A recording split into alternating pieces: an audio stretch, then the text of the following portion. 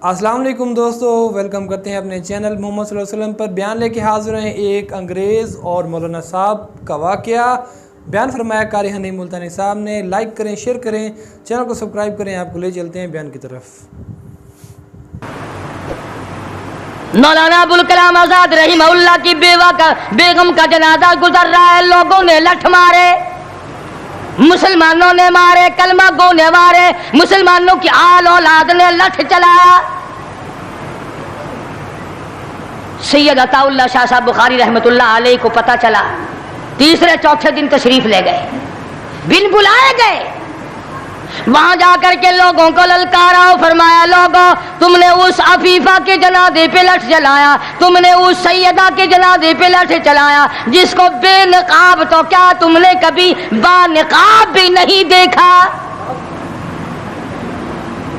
Leader की बीवी थी, आलिम की बीवी थी, बहुत बड़े सियासतदान की बीवी थी। कलकत्ते के लोगों ने मौलाना अबुल कलाम आजाद की बीवी को कभी बगैर पर्दे तो क्या पर्दे में भी नहीं देखा। आज तो जब तक सांस लेकर बाजार में से गुजर ना जाओ उस वक्त तक लीडर ही नहीं चमकती। कम से कम पता तो चलना चाहिए ना इसके घर में माल कैसा है। और अब तो बल्कि जब निकाह होता है तो उसी वक्त दुल्हे दुल्हन का अखबार में फोटो आता है कि दुल्हा किस भाव का, दुल्हन किस भाव की है। शर्म नहीं आती मुसलमान कहलाते हुए। उधर की बारात में भी हाजी, उधर की बारात में भी मुसलमान और नमाजी। भैया क्या हरकतें हो, अरे बस लड़के वड़के है ना, छोकरे वोकरों के काम है ये। क्या कयामत में कब्र में गुजारा हो जाएगा यूं ही? अल्लाह पूछेगा कि तुम क्या क्या बदमाशियां किया करते थे। अगर जी हम तो बड़े नेक आदमी थे, हमारे लड़के बड़े हरामी थे, वो यूं किया करते थे। कैसे काम चलने लगा। सैयद अताउल्लाह शाह साहब बुखारी रहमतुल्लाह अलैह ने ललकार के कहा, तुमने उस अफीफा की बेइज्जती की, तौहीन की, सैयदा की तौहीन की जिसने कभी तुमने कभी उसको बेनकाब तो क्या बानकाब भी नहीं देखा, बुर्के के साथ भी नहीं देखा। फरमाने लगे, मेरी निगाह, मेरी नजर, मेरी आंख देख रही है कि तुम्हारी लाशों को कलकत्ते के बाजारों में कुत्ते घसीट रहे।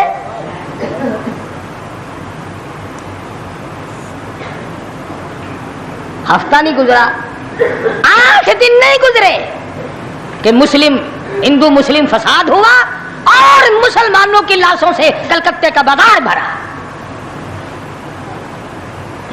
जब मुकाबले का वक्त आता फिर नहीं ये जाते। जो सबसे बड़े ईमान के ठेकेदार है, इस्लाम के ठेकेदार है, बहुत बड़े, इनसे कभी तो पूछ लिया करो कि तुम में से अफगानिस्तान कितने हजरात तशरीफ ले गए हैं, फलस्तीन कितने गए हैं, क्या करेंगे अफगानिस्तान जाके, क्या करेंगे फलस्तीन जाके। यही जुमेरात को 2 प्लेटें और ज्यादा साफ कर लेंगे। जब मकसद खाना ही है। वो एक मौलवी बीमार हो गया बेचारा, तो डॉक्टर के पास ले गए बड़ी मुश्किल से चारपाई पे डालकर। तो वो इतनी सी प्याली में मिक्सर बना के लाया दवा का।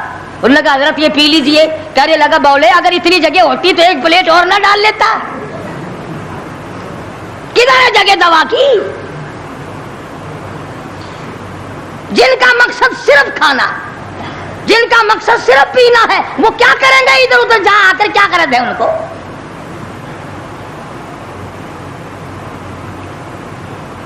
शेखुल अरबी वाला जम हजरत मौलाना सैयद हुसैन अहमद साहब मदनी रहमतुल्लाह अलैह जेल में है। अंग्रेज की मुखालफत करते हुए, दुश्मनी करते हुए जेल में है। आपको इत्तला दी गई, मौलाना तुम्हारी वालदा इंतकाल करके जनाजे पे आ जाओ। अम्मा का आकर मुंह देख लो, कंधा दे दो, सारी उम्र के लिए तुम्हारी वालदा का चेहरा छुप जाएगा। मौलाना ने जवाब दिया, एक वालदा का, एक भावज और भाभी का, भतीजी और बहने मौलाना मदनी के जेल में रहते रहते 6 जनाजे घर से निकले। 6 जनाजे घर से निकले। हर वक्त इत्तला दी गई, तशरीफ लाओ। آ کے جنازے میں شرکت کرو, اماں کا چہرہ دیکھ لو, اماں کو اپنے ہاتھوں سے دفن کر دو. مولانا نے جواب دیا, الحمدللہ اللہ پاک نے مجھے توفیق بخشی ہے, میں یہیں بیٹھا دعا کروں گا. او میری والدہ, اللہ کے یار رخصت ہو جا, اللہ تیری قبر کو جنت کا باغ بنائے, اللہ پاک آخرت بہتر بنائے, دنیا سے ایمان کی دولت ساتھ لے جانے کی توفیق عطا فرمائے. پر میں تیری زیارت کے لیے, میں تیرے جنازے میں شرکت کے لیے انگریز ظالم سے ضمانت کی بھیک مانگنے کو تیار نہیں.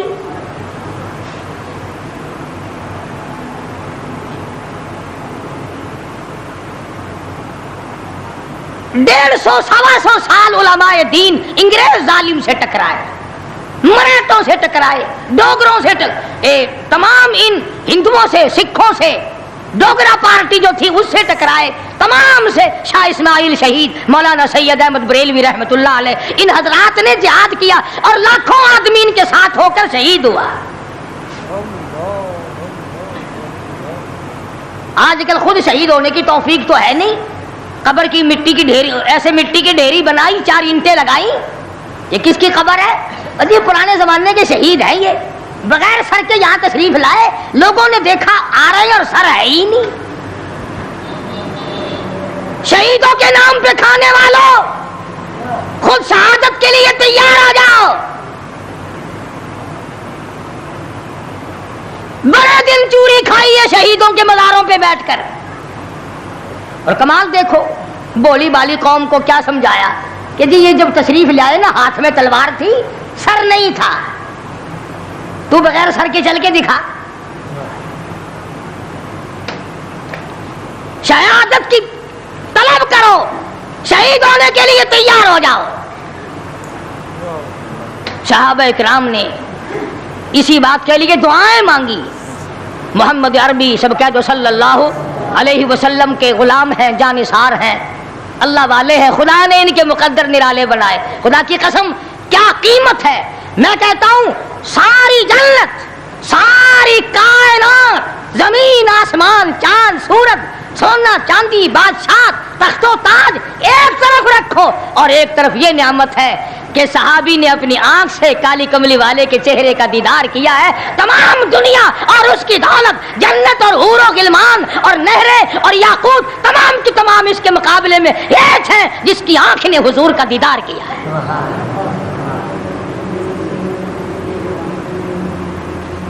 ان کو ایسا بنا دیا تھا, نگاہ نبوت نے وہ رنگا. دعا مانگ رہے ہیں 2 صحابی, سبحان اللہ.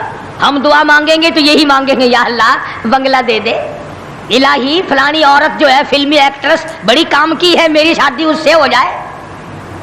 یہی دعا مانگیں گے نا. کنجریوں سے بیاہ کرانے کی پرنیجن دی شادی مانگیں گے نا. بنگلہ کار کوٹھی مانگیں گے, دولت مانگیں گے, سونا چاندی مانگیں گے, بے وفا چیزیں مانگیں گے. آؤ میں تمہیں بتلاؤں, محمد کریم صلی اللہ تعالی علیہ وسلم کے 2 غلام دعا مانگ رہے. ایک کہنے لگا الہ العالمین, کل کفار سے مقابلہ ہوگا, مجھے توفیق عطا فرما, میں اس میں شریک ہوں, کئی کافروں کو میرے ہاتھوں سے قتل کرا اور پھر میں غازی بن کر اپنے گھر واپس آ جاؤں. دوسرا صحابی دعا کرتا ہے الہ العالمین, کل کافروں سے مقابلہ ہوگا, میدان فی سبیل اللہ گرم ہوگا. اللہ تبارک و تعالیٰ سے دعا کرتا ہے الہی کل جب کافروں سے میرا مقابلہ ہو, کئی کافر میرے ہاتھوں سے کٹ جائیں, مر جائیں, پھر کئی کافروں کو میں قتل کر ڈالوں, پھر وہ مجھے قتل کر دیں, پھر وہ مجھے شہید کر دے, پھر وہ میرا ناک کاٹ لے, پھر وہ میری زبان کاٹ لے, پھر میرے لب کاٹ لے, پھر تیرے دربار میں جب میری پیشی ہو اور تو پوچھے دنیا سے کیا لایا, میں عرض کروں الہی اور تو کچھ نہیں, اتنی بات ہے, جواب کس چیز سے دوں, تیری راہ میں زبان بھی کٹا دی.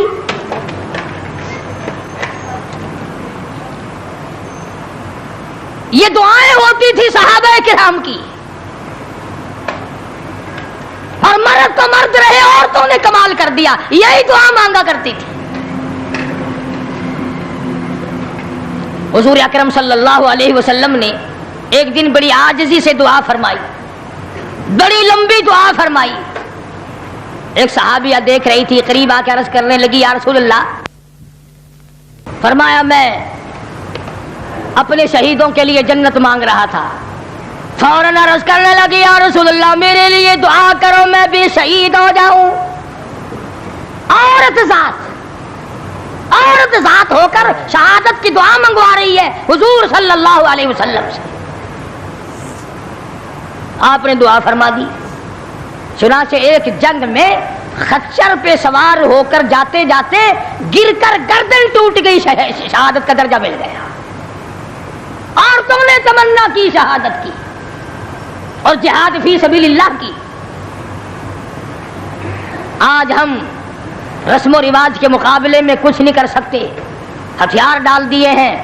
بہن بیٹیوں کو منع نہیں کر سکتے، عورتوں کو رسم و رواج سے ہم نہیں ہٹا سکتے. اگر وہ بت پرستی قبر پرستی کریں تو ہم ان کو روک نہیں سکتے، ہم سائے کو نہیں سمجھا سکتے، قوم اور برادری کو نہیں سمجھا سکتے. ہم سے اچھے تو وہ بادشاہ لوگ تھے جنہوں نے اپنے اپنے وقت میں ان تمام چیزوں پر بڑا بڑا خرچ کیا اور اچھا خاصا قابو پایا. سلطان عالمگیر رحمت اللہ علیہ کے زمانے میں مشرکین کو ٹھکانہ نہیں ملا کرتا تھا. صحابہ کرام نے آخر کار اعلان کر دیا اخرج الیہود من جزیرۃ العرب، یہودیوں نکلو عرب سے، چلو دفع ہو جاؤ یہاں سے. قرآن نے کہا چلے جاؤ، حضور نے فرمایا نکل جاؤ یہاں سے. صحابہ کرام نے ان کی گردنیں مروڑی، ان کو وہاں سے نکالا. اور ہم یہودیوں کا کپڑا ہم کو بڑا پسند ہے. میں بڑا حیران ہوں، کئی مرتبہ سوچتا ہوں جتنے یہ مسلح حاجی صاحبان لوگ مکے مدینے سے لاتے ہیں، الحمدللہ یہ تمام کے تمام مسلح جرمنی اٹلی کے ابدالوں اور غوثوں کے ہاتھ کے بنے ہوئے ہیں. سارے جتنے مسلح ہم وہاں سے لاتے ہیں یہ اٹلی اور جرمن کے بنے ہوئے ہیں. مسلمانوں کو نہیں مسلح بنانے آتے. تمہیں 4 شادیاں کرنی بڑی آ گئی. عورتوں کے پیچھے لگ کر تمام خاندان کا دولت کا ایمان کے بیڑا گرک کرنے کا بڑا پتہ چلا ہوا سب کو. یہ بڑے بڑے رومال تمام انگریز بناتے، یہودی بناتے ہیں.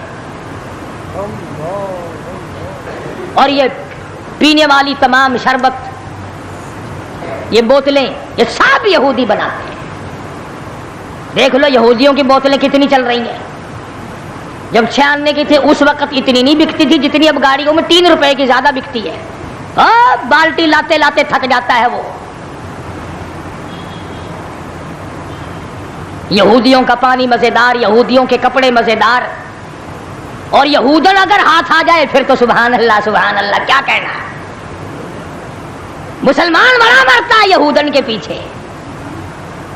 تم کہہ رہے ہوگے کہ ہم نے تو کبھی، ہمارے تو ہاتھ ہی نہیں آئے کیا، تمہارا قابو ہی نہیں چلا.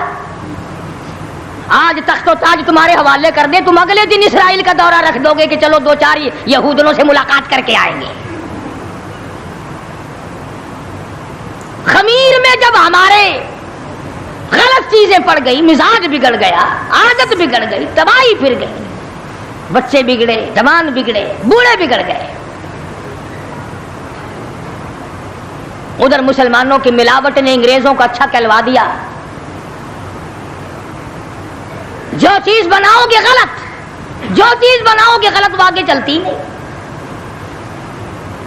تو میں عرض کر رہا تھا محمد کریم صلی اللہ تعالی علیہ وسلم نے وہ جماعت تیار کی جو مرنے سے کبھی نہ گھبرائے، جو مرنے کے بعد کی زندگی پہ زبردست امید رکھتے تھے. ان کا یقین کامل تھا اگر حق پہ موت آ گئی تو مزے آ جائیں گے، اگر حق پہ موت آ گئی تو قبر اچھی ہو جائے گی، حشر اچھا ہو جائے گا، تمام زندگی اچھی بن جائے گی. اور اگر حق پہ موت نہ آئی تو تباہی بربادی ہے.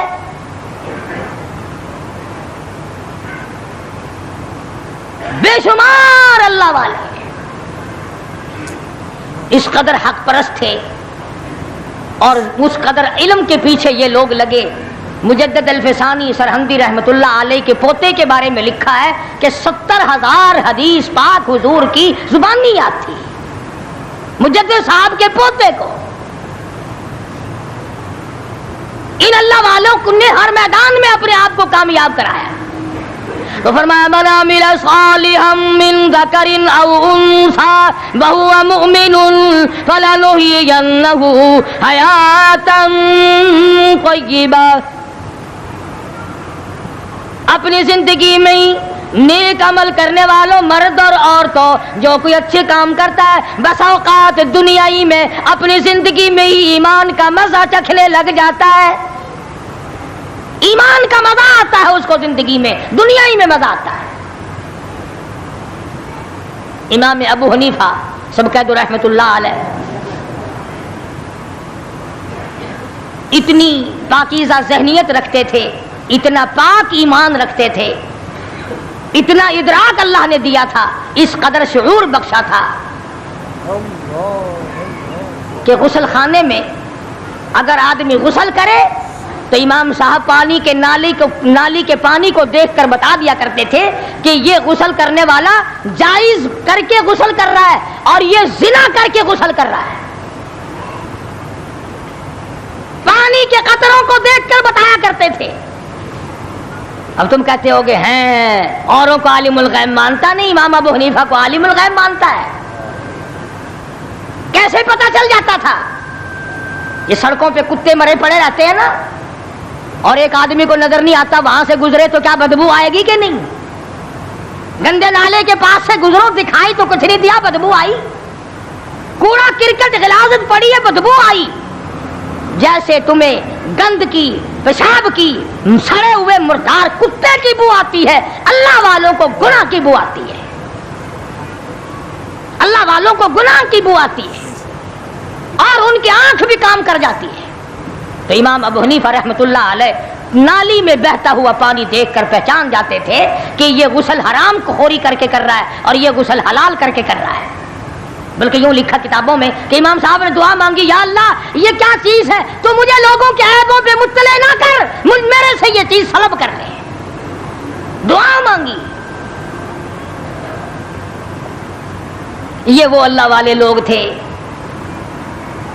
اگر ہم کو ایسی چیز مل جائے تو اخبار میں چھپوائیں گے تاکہ زیادہ شہرت ہو اور زیادہ سے زیادہ لوگوں میں ہمارا چرچا ہو اور لوگوں کو یہ پتہ چل سکے کہ ہمارے مقابلے کا ولی کوئی نہیں. اللہ والوں کی بڑی عجیب عجیب باتیں نرالی نرالی.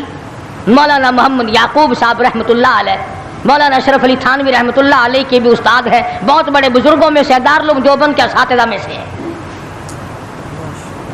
حدیث پاک پڑھا رہے تھے, پڑھاتے پڑھاتے یکدم اٹھ کر دیوبند کے بازار میں چلے گئے.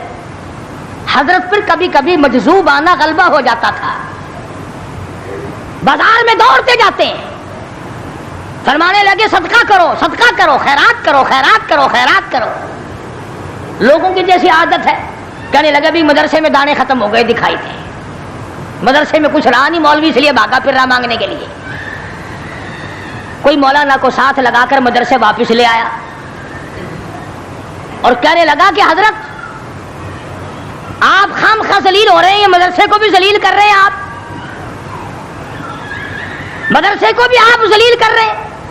فرمایا کیا بازار میں کہتے نہیں پھرتے تھے صدقہ کرو, خیرات کرو, صدقہ کرو, خیرات کرو, بچ جاؤ گے, بچ جاؤ گے. کہ پھر کہ لوگ کہنے لگے کہ دیکھ مولوی مانگتا پھر رہا, بھاگتا پھر رہا, دانے ختم ہو گئے. فرمانے لگے یعقوب اور یعقوب کی اولاد اور سارا دیوبند, یعقوب اور یعقوب کی اولاد اور سارا دیوبند. اس اللہ والے نے منہ پہ ہاتھ رکھ دیا کہ حضرت رہنے دو. خود ہی پوچھنے لگے کہ کیا بات ہے, میں نے کیا کہہ دیا, کہ یوں کہا کہ یعقوب اور یعقوب کی اولاد اور سارا دیوبند. فرمایا اب تو ایسا ہی ہوگا, سب تعاون سے مریں گے. شہر دیوبند سے ایک ایک وقت میں 20 جنازے اٹھے,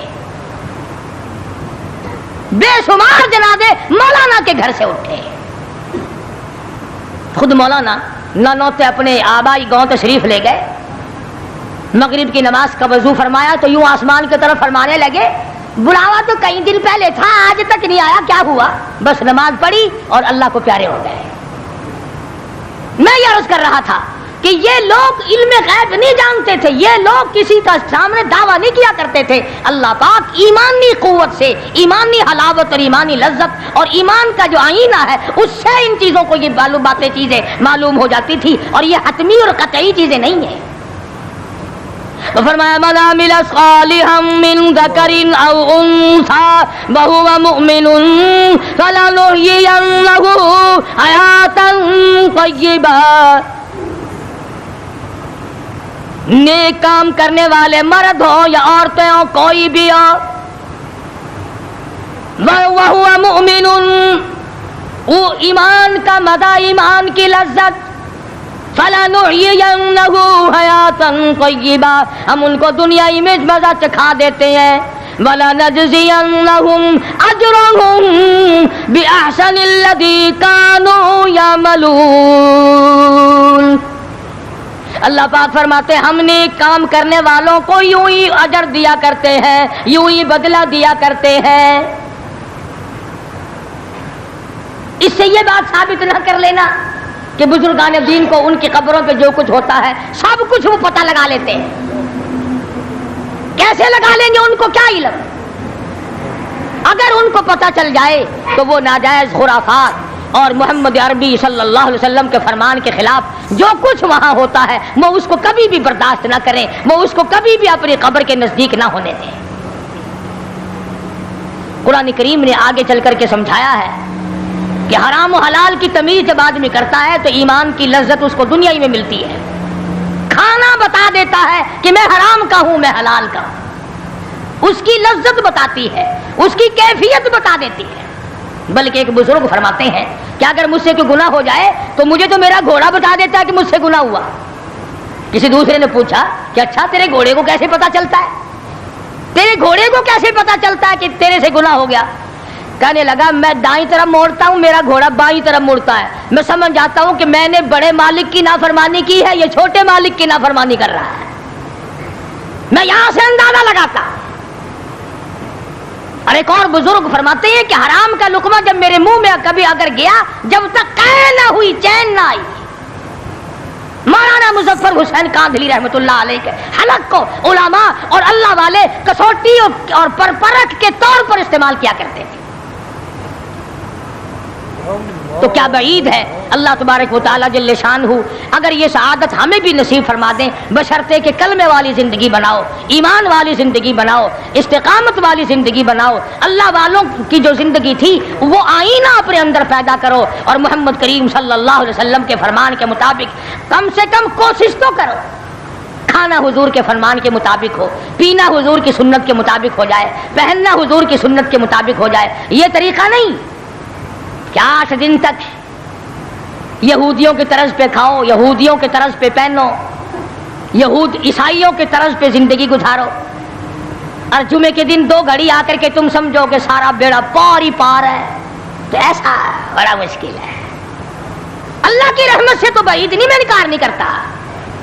اللہ پاک کی رحمت سے بعید نہیں، وہ بڑا ارحم الراحمین ہے، وہ بڑا کریم ہے، وہ بہت بڑا غفار الذنوب ہے، بندوں کے عیبوں پہ پردے ڈالنے والا ہے. مگر لوگوں یہ تو بتاؤ اگر اس نے پکڑ لیا تو پھر چھڑانے والا بھی کون ہے؟ یہ چیز بھی تو ساتھ ساتھ ہے. کیا اس کے اندر پکڑنے کا مادہ نہیں، طاقت اور قوت نہیں؟ اور ہم یہ سمجھتے ہیں کہ یہ قوت اللہ کے پاس ہے ہی نہیں.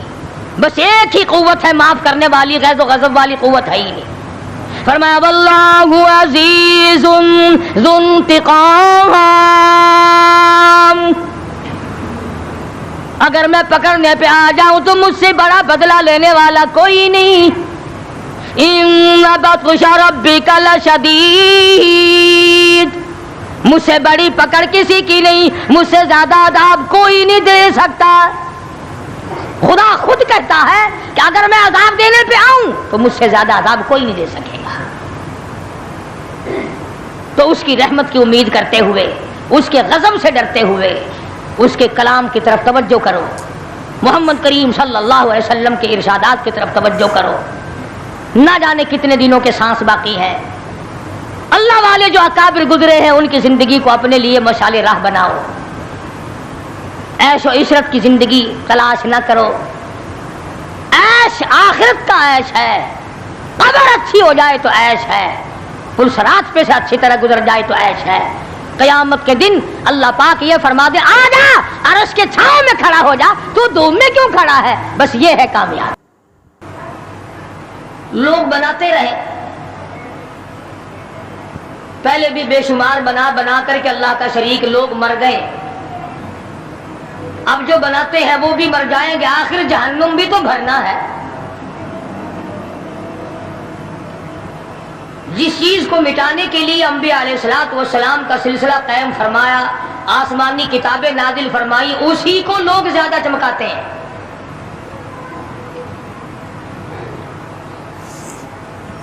خدا اس بات کو گوارا ہی نہیں کرتا کہ میری طرف سے بغیر میرے اعلان کے کوئی ذرہ برابر اعلان کر سکے۔ وہ کسی قلندر کو، کسی ملنگ کو، کسی کو اختیار نہیں دیتا۔ جن کا خدا جیتا جاگتا حی و قیوم قائم دائم ہے وہ تو ایسا ہے، اور جن کا خدا کبھی پیدا ہوتا ہے کبھی مر جاتا ہے ان کی میں بات نہیں کرتا۔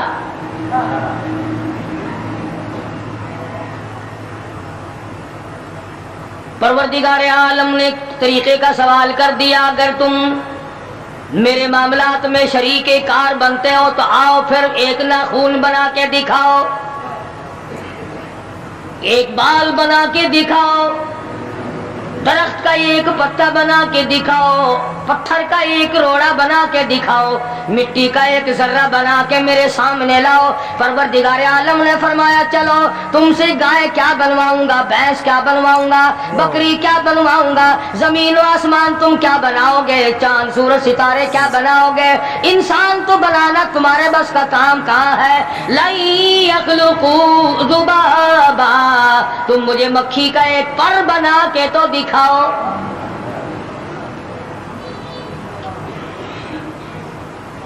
فرمایا جس کے دل میں توحید و ایمان یقین کی دولت جم جاتی ہے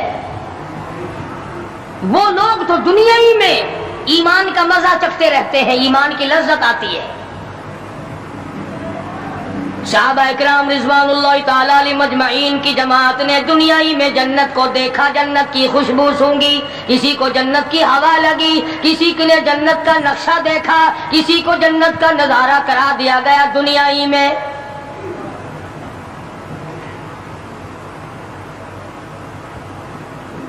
خوش نصیب تھے وہ لوگ جنہوں نے محنت سے اپنی آخرت کو بنایا، اپنی قبر کو بنایا، اپنی تمام تر زندگی میں کبھی بے فکری سے بسر نہ کی، رات کو سوچا، دن کو سوچا، صبح کو خیال کیا، شام کو خیال کیا۔ یہ ناپائیدار زندگی ہے، یہ ختم ہونے والی زندگی ہے، اس لیے مجھے دائمی زندگی کی کچھ تیاری کرنی چاہیے۔ ان لوگوں نے کمائی کی اور محمد کریم صلی اللہ تعالی علیہ وسلم کے ساتھ رہے، دنیا ہی میں ان کو جنت کے مزے آیا کرتے تھے۔ من عمل صالحا من ذکر او انثى وهو مؤمن فلنحيينه حياة طيبة۔ محنت کرنی پڑتی ہے، تکلیف اٹھانی پڑتی ہے، پریشانی جھیلنی پڑتی ہے، جب جا کر کچھ کام بنتا ہے، استقامت کے ساتھ کام بنتا ہے، جہاد فی سبیل اللہ کے ساتھ کام بنتا ہے، گردنیں کٹانے سے کام بنا کرتا ہے، اپنی جانوں کا قیمہ بنوانے سے کام بنا کرتا ہے، پھونک مارنے سے نہ کبھی کام بنا اور نہ آج بن سکتا ہے۔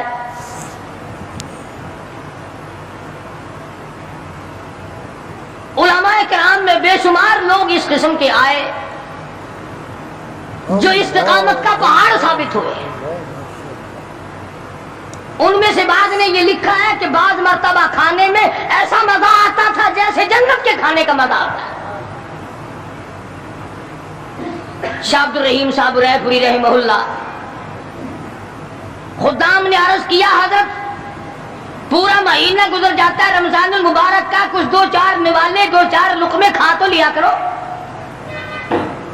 تو فرمانے لگے میں اللہ پاک کا قرآن کریم دن کو پڑھتا ہوں، رات کو پڑھتا ہوں، سارا دن تلاوت کرتا ہوں، ساری رات تلاوت میں لگا رہتا ہوں، اور لوگوں تمہیں کیا معلوم ہے جب میں خدا کا قرآن پڑھتا ہوں میرے منہ میں جنت کے پھلوں کا مزہ آتا رہتا ہے۔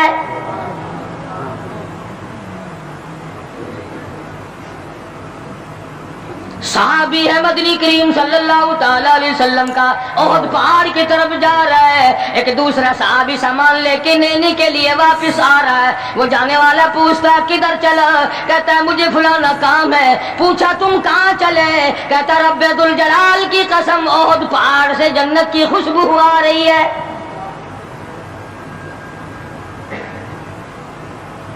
پہاڑ تھے یہ لوگ، ارادے کے استقامت اس قدر مضبوط تھی، دنیا کی کوئی طاقت ان لوگوں کو نہیں ہلا سکی۔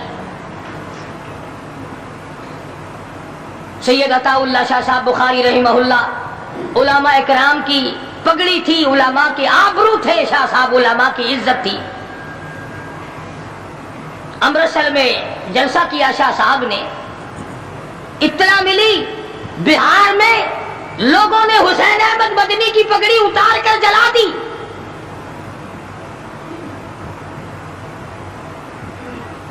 بخاری نے جلسہ کیا، لوگوں نے جستجوانہ نگاہوں سے دیکھا کہ آج بخاری سٹیج پہ ننگے سر کیوں آیا۔ فرمایا ہاں ہاں جو کچھ نگاہوں سے پوچھ رہے ہو سمجھ گیا ہوں، تم یہی کہتے ہو نا کہ میں ننگے سر کیوں آیا ہو، جب حسین احمد کی پگڑی تم نے اتار دی، بخاری اوڑھ کر آنے والا کون ہوتا ہے؟ آج تک دیکھو ان بہاریوں کو، تم کہاں کہاں یہ دھکے کھاتے پھرتے ہیں۔ مولانا حسین احمد مدنی رحمت اللہ علیہ کی پگڑی اتاری، پیروں کے نیچے بلی اور جلا دی، داڑھی میں شراب پھینکی، بے عزتی کی، پتھر مارے۔ جو سب سے آگے تھا صبح کو تالاب میں نہانے گیا، پیر اوپر ہے سر نیچے ہے، لوگ کہنے لگے بلے بلے اتنا لمبا سانس، بہت دیر ہو گئی۔ جب آدھا دن گزرا، لوگوں نے جا کے دیکھا حضرت دنیا سے تشریف لے جا چکے تھے، وہ مر چکا تھا، پاؤں اوپر سر پانی میں ڈوب کے مر گیا۔ اس طرح سے غرق کیا خداوند عالم نے، کیا میرے ولی کی توہین کرنے والوں تم بچ کے نہیں جا سکتے۔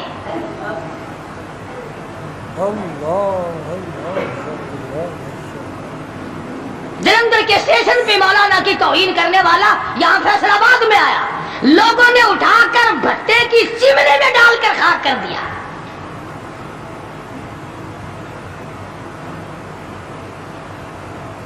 اللہ والوں کی توہین، بشرطے اللہ والا ہو، ڈھنگ والا نہ ہو، فریب والا نہ ہو، ٹھگی والا نہ ہو، کتے بلی والا نہ ہو، اللہ والا ہو، خدا اس کا انتقام لیتا ہے۔ کلکتے میں مولانا ابوالکلام آزاد رحمہ اللہ کی بیگم بیمار ہے، مولانا ابوالکلام آزاد رانچی جیل میں ہے۔ بیگم آزاد نے خط لکھا، اطلاع دی میں بڑی شدید بیمار ہوں، ایسا معلوم ہوتا ہے میرا آخری وقت ہے، مجھے آ کر کے مل جاؤ، بڑی جلدی ہے، میری بڑی تمنا ہے، بڑی آرزو ہے۔ مولانا نے جواب دے دیا اگر تیرا آخری وقت قریب ہے، کلمہ پڑھتی چلی جا، استغفار کرتی چلی جا، قرآن کریم کی تلاوت کرتی کرتی رخصت ہو جا، اللہ اللہ کرتی رخصت ہو جا، میں تجھ سے ملنے کے لیے انگریز ظالم کے سامنے ضمانت کی بھیک مانگنے کو تیار نہیں۔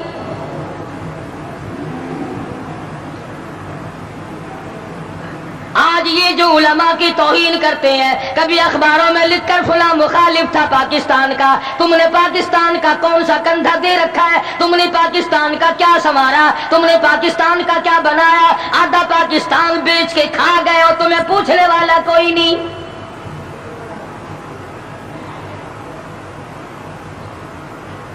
مولانا ابوالکلام آزاد رحمہ اللہ نے جواب دے دیا، وہ ایسے خوددار لوگ تھے، وہ ایسے اللہ والے لوگ تھے کہ انہوں نے ظالم کے سامنے ضمانت کی بھیک مانگنے سے انکار کر دیا۔ اور یہ صرف ایک یہ نہیں، اس قسم کے ہزاروں تھے۔ مسٹر ٹامسن فرانسیسی مورخ لکھتا ہے دلی کے چاروں طرف، دلی سے آگرہ تک، دلی سے پانی پت تک، دلی سے مراد آباد تک، دلی سے غازی آباد تک، چاروں طرف کم سے کوئی درخت کا ٹہنا ایسا نہ تھا جس پہ کسی عالم دین کی لاش نہ لٹکی ہو۔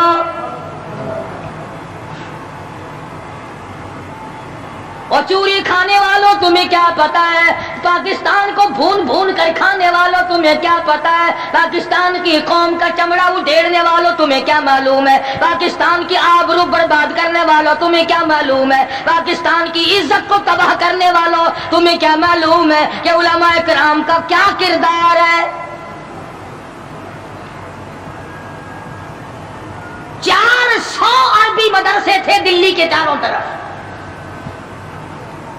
एक भी तालिब इल्म बाकी ना रहा, ना नाजिम को रहा, ना मोहतमिम रहा। तमाम के तमाम पढ़ने वाले, पढ़ाने वाले, असातिज़ा भी, तालिब इल्म भी, तमाम के तमाम अंग्रेज जालिम से टकरा कर शहीद हो गए।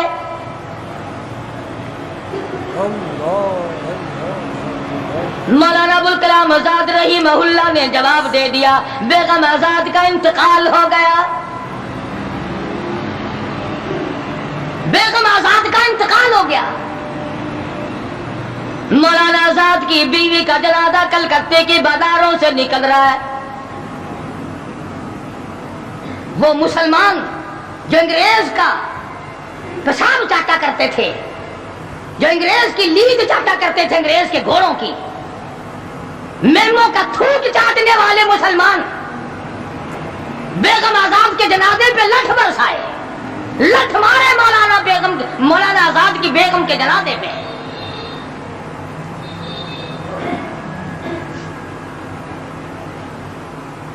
बजाय एक अल्लाह वाली के जनाजे में शिरकत करते। आज भी ये अखबारों वाले कभी कहते हैं हिंदुस्तान में मुसलमानों के साथ यूं हो रहा है, देवबंद में यूं हो। तुम अपनी तो बात करो, तुम्हारे यहाँ क्या हो रहा है? कौन सी रात है जिसमें डाका नहीं, कौन सा दिन है जिसमें एक्सीडेंट नहीं, कौन सी घड़ी है जिसमें किसी मुसलमान के कलेजे को तुम चीर कर नहीं खाते? दूसरों की बातें करते हो और तुम्हारे पास पैसे हराम के हैं, तुम अखबार पढ़े बगैर जी नहीं सकते।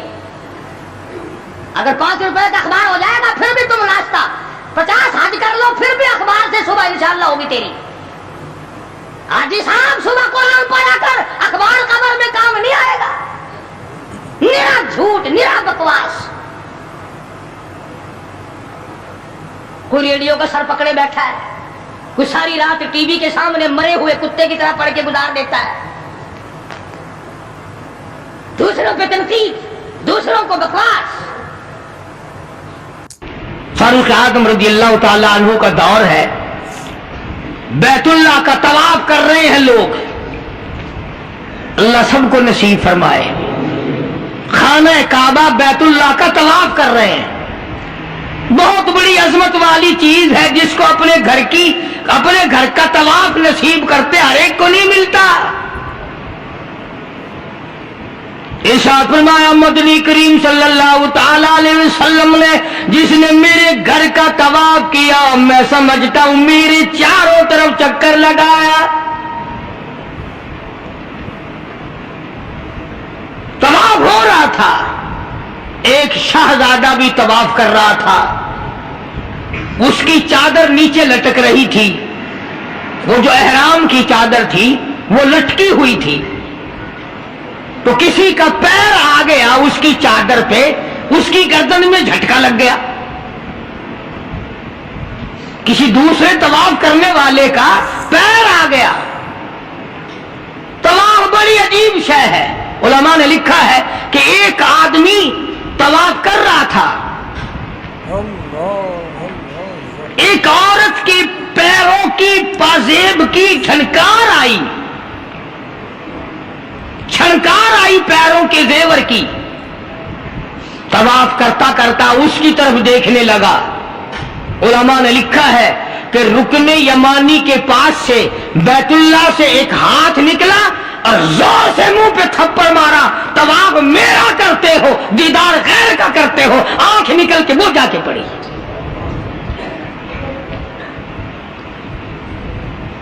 तवाफ मेरा करते हो और ज़ियारत गैर की करते हो, आंख निकाल दी, थप्पड़ लगा।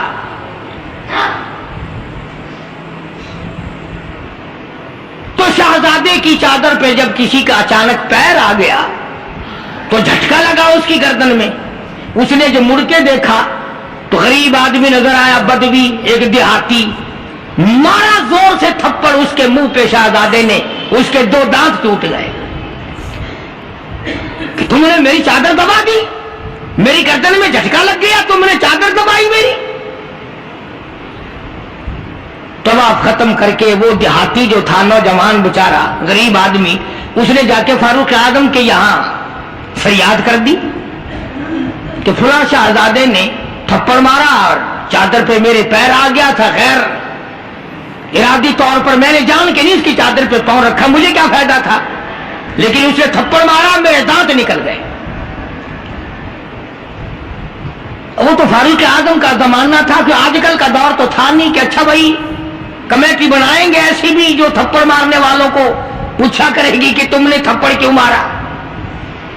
بس وہ سب کمیٹی بنتی ہے، پھر آگے چلتی ہے، کام پورا نہیں ہوتا، وہ کمیٹی ختم ہو جاتی ہے۔ ہر چیز کی کمیٹی ہے، پتہ ہی نہیں کس نے تو یہ سبق دیا۔ سڑک بنانے کی کمیٹی، قانون بنانے کی کمیٹی، تمام غیر ملکوں میں آنے جانے کے انتظامات کی کمیٹی، حج کمیٹی، فلانی چیز کی کمیٹی، ایک لفظ یاد ہو گیا، کرنا کرانا کچھ نہیں۔ سیدنا فاروق اعظم شہزادے کو طلب کر لیا اور فرمایا یہاں کھڑے ہو جاؤ، تم نے اس نوجوان کو بیت اللہ کے قریب تھپڑ مارا، تماچا مارا اس کے منہ پہ، لگا اس نے بھی۔ جب یہ بات سنی، وہ شہزادہ جو تھا وہ مسلمان ہوا تھا، کہنے لگا فاروق اعظم شاید آپ نے مجھے پہچانا نہیں، شاید آپ نے مجھے پہچانا نہیں، میں تو جبلہ ابن اوہم ہوں، میں تو بہت بڑا آدمی ہوں، میں کوئی دیہاتی ہوں، کوئی عام آدمی ہوں جو فوراً آپ بدلہ دلوا رہے۔ نہ کہ میں تو شہزادہ ہوں، نے کہا ہاں ٹھیک ہے شہزادہ ہے، کہ میں تو اتنا بڑا آدمی ہوں، کہ ٹھیک ہے تو اتنا ہی بڑا آدمی ہے، میں تو جبلہ ابن اوہم ہوں، کہ ہاں تو جبلہ ابن اوہم ہے، مگر یہاں کھڑا ہو جا، یہ تجھے تھپڑ مارے گا۔ انہوں نے کہا کمال ہے، میں اتنا بڑا آدمی اور یہ 2 ٹکے کا آدمی مجھے تھپڑ مارے گا، کہ ہاں مارے گا۔ تمہارے یہاں چھوٹے بڑے کی کوئی تمیز نہیں کہ ہاں ہاں لا الہ الا اللہ محمد الرسول اللہ صلی اللہ علیہ وسلم پڑھنے والا یہاں سب ایک ہے، جس نے کلمہ پڑھا سب ایک ہو جاتے ہیں۔ کل ایک آدمی 4 مہینے افغانستان کے مجاہدین کے ساتھ گزار کے آیا، دوست آدمی ہے، جہاں اس نے اور باتیں بتائی وہاں ایک یہ بات بتائی کہ ایک محاذ پہ ایک روسی کو پکڑ لیا، روسی بدماش کو پکڑ لیا، وہ جو آئے ہوئے ہیں نا، اس نے کلمہ پڑھ لیا، مسلمان بن گیا۔ تو 2-4 دن کے بعد اس سے پوچھا کہ تو نے اپنے کفر میں یا اپنے معاملات مذہب میں اور ہمارے اسلام میں کچھ فرق پایا؟ ایک بات اس نے بتائی، وہ میں نقل کر دیتا ہوں، شاید آپ کو بھی پسند آئے۔ جتنے کہ وہ مسلمان بنا اتنے کی بات اسے محسوس ہوئی، کہنے لگا میں اپنے منہ میں بڑا ٹوتھ پسٹ مارتا تھا، بڑا برش مارتا تھا، بڑی منجن مارتا تھا، اور میرے منہ کی بدبو نہیں جاتی تھی، جب سے میں نے تمہارا کلمہ پڑھا میرے منہ کی بو ختم ہو گئی، بالکل میرے منہ میں سے بدبو نہیں آتی، ورنہ میں خود تنگ تھا۔ اندازہ لگاؤ، لا الہ الا اللہ محمد الرسول اللہ پڑھنے سے اگر ایک روسی کافر کے منہ کی بدبو ختم ہو سکتی ہے تو کیا میرے تیرے جہنم کے سلگے ہوئے وہ لا الہ الا اللہ محمد الرسول اللہ پڑھنے سے جہنم کے انگارے نہیں بجھ جائیں گے؟ تو فاروق اعظم رضی اللہ تعالیٰ عنہ نے فرمایا کہ بھائی یہاں بدلہ دینا پڑے گا، یا کوئی چھوٹے بڑے کی بات نہیں۔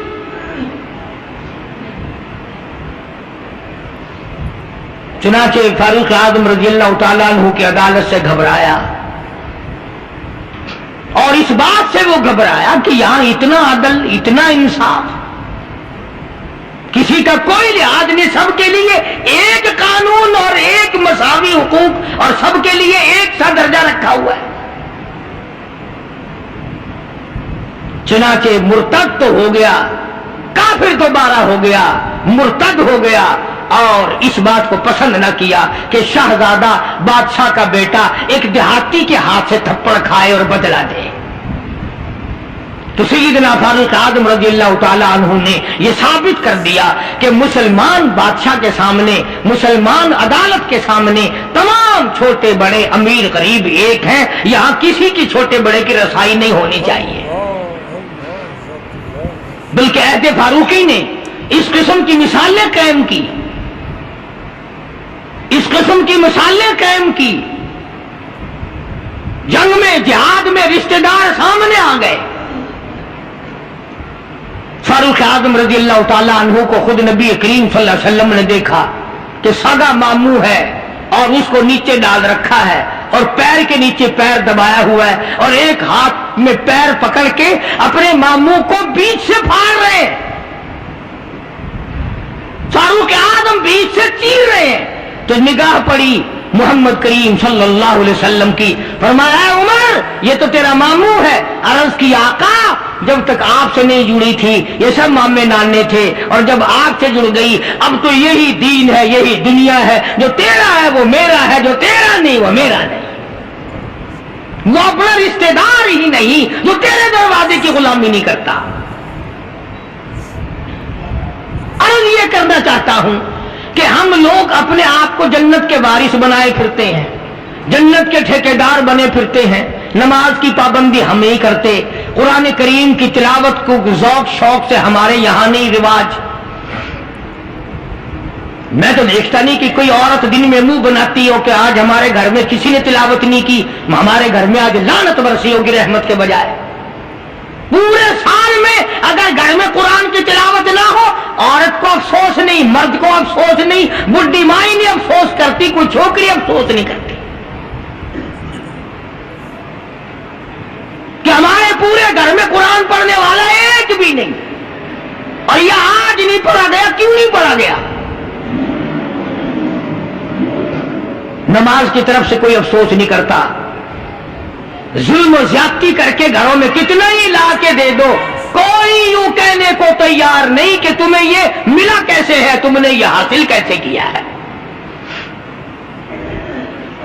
عرض کرنے کا مقصد میرا یہ تھا، بے شک نماز روک دیتی ہے بے حیائی اور بری باتوں سے، مگر وہ بھی نماز ہونا، نہ ہم نماز دل سے پڑھتے ہیں، نہ زکوٰۃ صحیح معنوں میں ادا کرتے ہیں، اور ان سب کی روح اور جڑ جو ہے وہ ہے انصاف مہیا کرنا، قتل کے بدلے قتل ہو، چور کا ہاتھ کٹے، شرابی کو کوڑے لگیں۔ ہم تو اخبار میں سن لیتے ہیں کہ فلاں جگہ شراب کی بھٹی پکڑی گئی، فلاں جگہ شراب پیتے ہوئے پکڑ لیے، مگر یہ کانوں نے آج تک سنا ہی نہیں کہ اس کی وجہ سے کوڑے لگے۔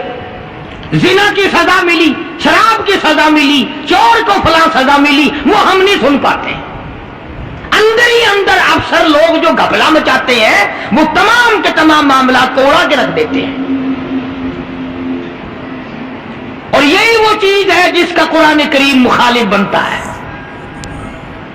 قرآن کریم نے للکار کی آواز دی، فرمایا بڑے بڑے لوگ جب ہیرا پھیری کیا کرتے تھے، وَمَن لَّمْ يَحْكُم بِمَا أَنزَلَ اللَّهُ فَأُولَٰئِكَ هُمُ الْكَافِرُونَ۔ یہ وہ لوگ ہیں جنہوں نے اللہ کے نازل کردہ کام کے خلاف فیصلے کیے، تمام خلاف اس کی عدالتیں قائم کی، پرواہ نہ کی، سوچا تک نہیں۔ کہیں فرمایا وَمَن لَّمْ يَحْكُم بِمَا أَنزَلَ اللَّهُ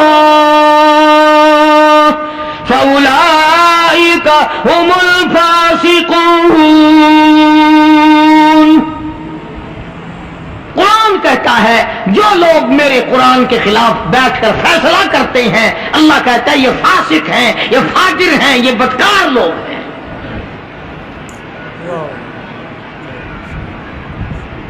میرا عرض کرنے کا مطلب منشا یہ ہے کہ ہم ایک طرف سے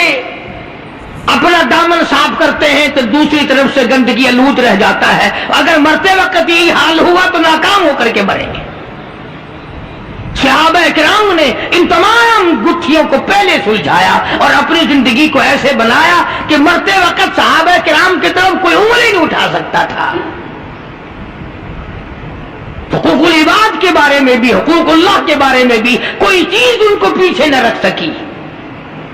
हेलो व्यूअर्स, माशाल्लाह सुभान अल्लाह। बयान समाअत फरमा रहे थे हज़रत अल्लामा मौलाना कारी मोहम्मद हनीफ मुल्तानी साहब का। उन्वान एक अंग्रेज़ और मौलाना साहब का वाक़या, मौलाना साहब की बीवी का जनाजा खूबसूरत अंदाज के साथ, खूबसूरत आवाज़ के साथ आप समाज फरमा रहे थे। इस वाक़े को खूबसूरत अंदाज के साथ, खूबसूरत आवाज़ के साथ बयान फरमाया कारी हनीफ मुल्तानी साहब ने। तो कारी हनीफ मुल्तानी साहब आपके पहले ही पसंदीदा हैं, आप लोग पसंद करते हैं कारी हनीफ मुल्तानी साहब के बयानात को। उनका एक आसन अंदाज था, आसन आवाज़ थी, खूबसूरत आवाज़ थी। कारी हनीफ मुल्तानी साहब की अल्लाह ताला मग़फ़िरत फरमाए, उनको दर्जात बुलंद फरमाए और उनको जन्नत में आला से आला मकाम अता फरमाए। दोस्तों, हम भी इंशाअल्लाह इसी तरह कारी हनीफ मुल्तानी साहब के बयान लाते रहेंगे, आपको सुनाते रहेंगे और आपके ईमान को ताज़ा करते रहेंगे, अपने ईमान को भी ताज़ा करते रहेंगे। तो इंशाअल्लाह दोस्तों मिलते हैं नेक्स्ट वीडियो में, नेक्स्ट बयान में, एक नए कारी हनीफ मुल्तानी साहब के बयान के साथ, नए एपिसोड के साथ, नए टॉपिक के साथ। तब तक हमें दीजिए इजाज़त, मिलते हैं नेक्स्ट वीडियो में, तब तक अल्लाह हाफिज़।